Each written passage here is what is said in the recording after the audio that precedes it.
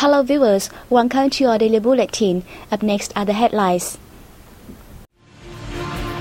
National Assembly elects Politburo member and Minister of Public Security Trần Đại Quang as new state president. Vietnam hosts ASEAN Law Association meeting. Vietnam is urged to issue policies to support autistic people.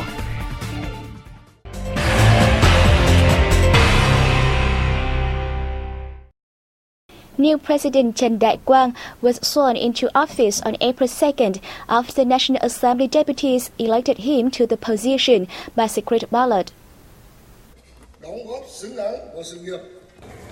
Trần Đại Quang, who is also a Politburo member and Minister of Public Security, was born in 1956 and currently serves as a deputy of the 13th Parliament. Among the 481 valid votes, 452 elected Trần Đại Quang as the president. A resolution on the election of the new state leader were also approved by 93.12% of the deputies at the plenary section.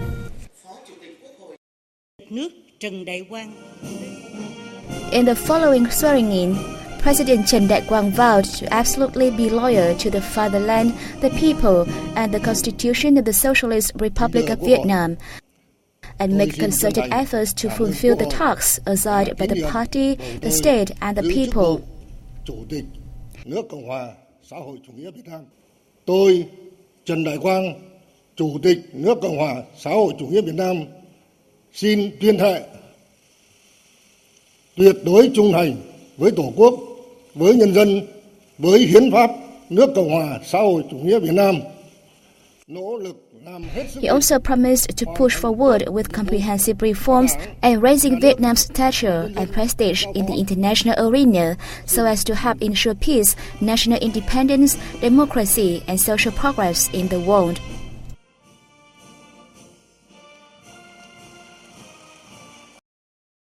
President Quang was born in the northern province of Ninh Bình. He earns a PhD in law.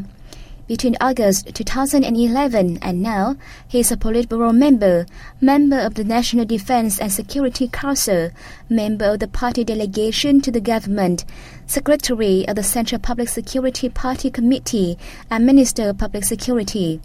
He was promoted to general in 2012. He also serves at the head of Central Highlands Steering Committee, Deputy of 13th National Assembly, Deputy Head of Central Steering Committee on Anti-Corruption, and Deputy Head of Central Internal Political Protection Subcommittee. Legislatures mourned over the relieving of duty of some senior National Assembly officials in group discussions on the morning of April 2nd as part of the agenda of the 13th Parliament's last meeting. They include the National Assembly Vice Chairperson, members of the National Assembly Standing Committee, the Chairman of the National Assembly's Council of Ethnic Affairs, and the heads of some National Assembly committees who was elected at the first meeting of the 13th Legislature.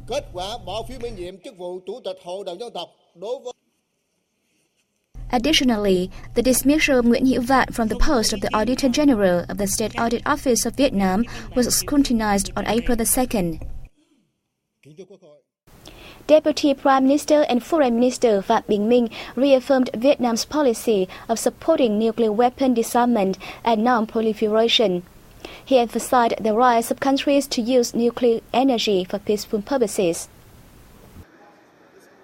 The Vietnamese official made the remark at the 4th Nuclear Security Summit in Washington, D.C., which focused on issues related to nuclear security and the actions countries and international institutions can take to enhance nuclear security.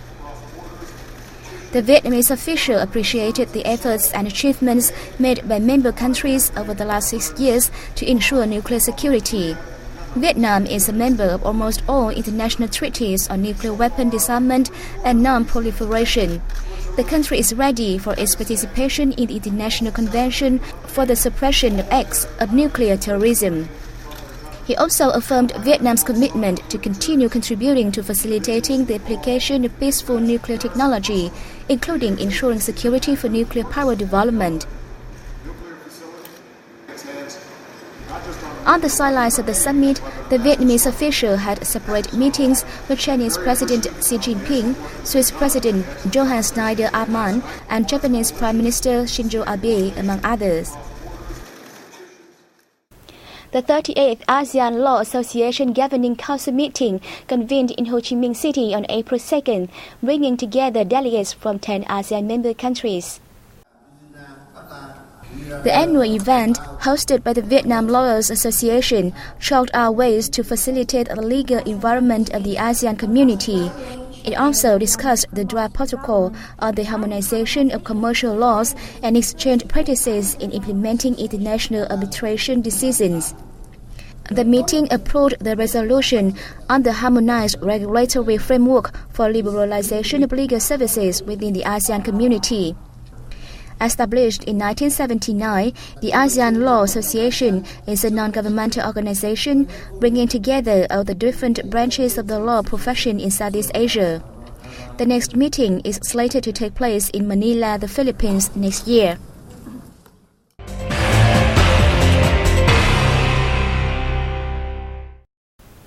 Vietnam should introduce policies that support autistic people to help them better integrate into society, delegates at a recent international workshop on autism proposed. The workshop is part of activities in response to the first Vietnam Autism Awareness Day, April 2nd. Autistic spectrum order is becoming common among children. However, not many Vietnamese people have a correct understanding on it. People should understand that autism is not a disease. It is a developmental disorder.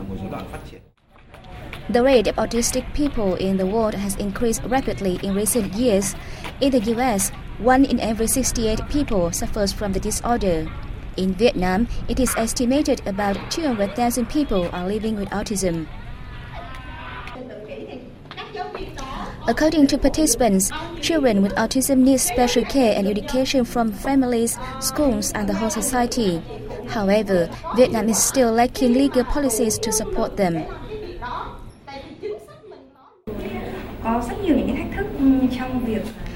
To date, there's no synchronous policy at a national scale to support autistic people with specific activities to meet their needs.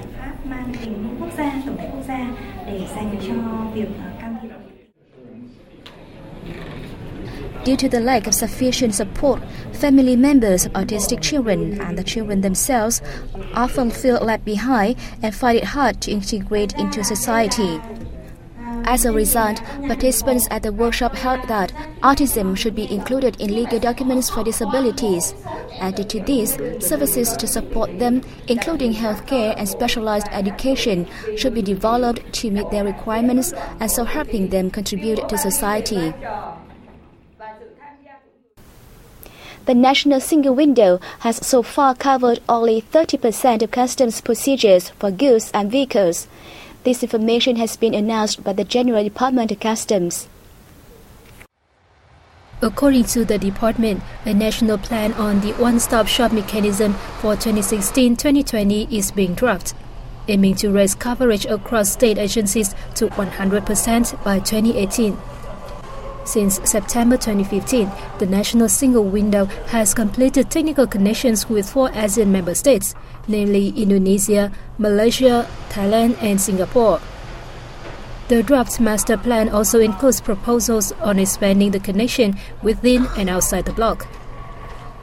1 year later, certification of goods origins and animal plant quarantines, as well as permission papers for ships to report, will be issued in electronic form to countries wanting to connect with the National Single Window.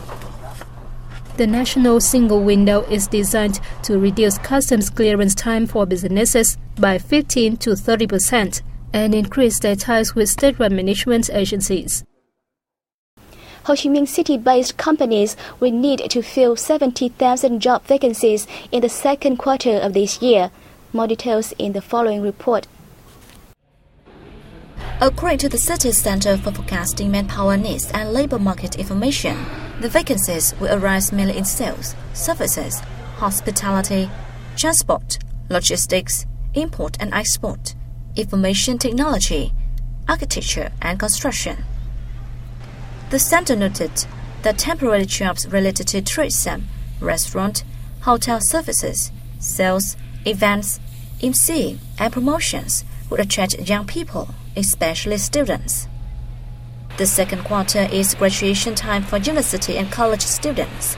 Therefore, demand for jobs in the second quarter will increase by 15% of the first quarter.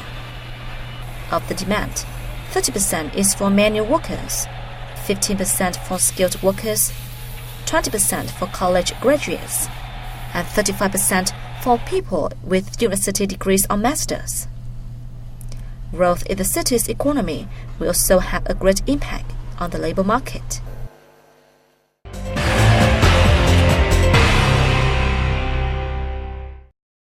The Mekong Delta city of Cần Thơ welcomed more than 418,800 tourists in the first 3 months of this year, up 22% against the same period last year.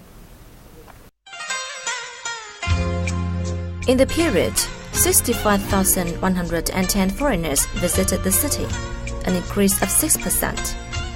Revenue from the tourism sector reached $19.1 million, up 24%. The sharp rise in the number of tourists to Cần Thơ was due to the fact that the city had invested in transport infrastructure and a number of new cultural facilities. In addition, the city has numerous interesting tourism sites such as Southern Chukla Monastery, Gai Rang Floating Market, Bang Lao Stock Garden, and Binh Thuy Ancient House. The city will host the 5th Southern Traditional Cake Festival in the mid-April this year, and the Vietnam-France Cooperation Conference in September. The events are expected to contribute to popularizing local landscape and people, attracting more tourists to the city.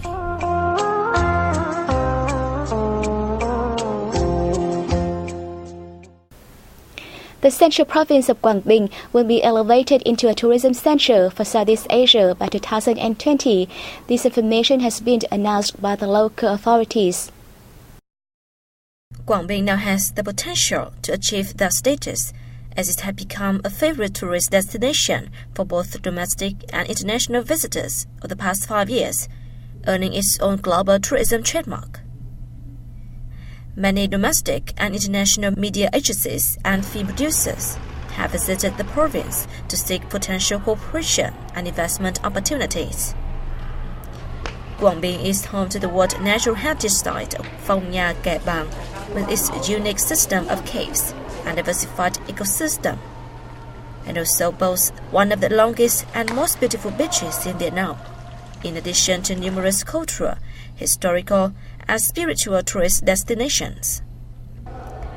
According to the provincial officials, the first and foremost strategy to earn tourists' enduring trust was by enhancing service quality, ensuring food safety, and maintaining public security.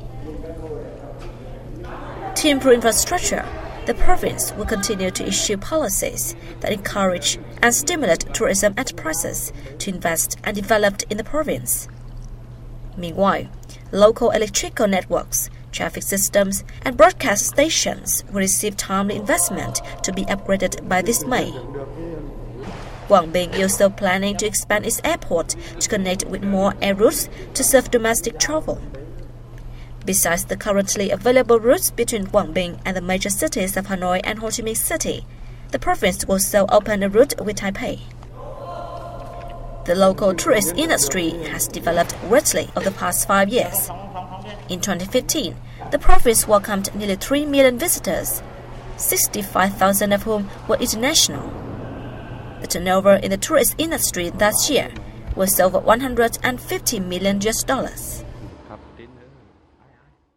And that has come to an end of our bulletin. Thank you for watching and see you next time.